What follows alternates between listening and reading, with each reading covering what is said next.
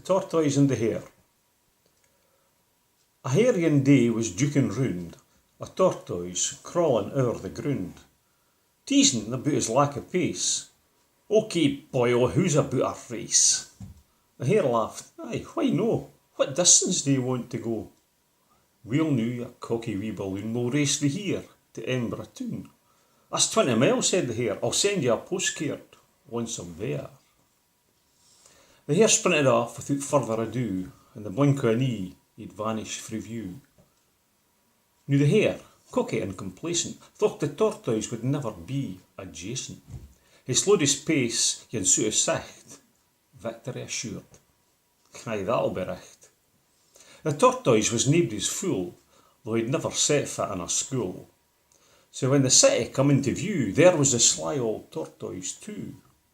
The hare, unhappy in defeat, shouted, "You must be a cheat!" He began to rant, his blood on fire. They took him awa in a Black Maria, and to save society fae harm, they locked him up in the funny farm. The tortoise thought this fine and dandy. He kenned his bus pass would come in handy.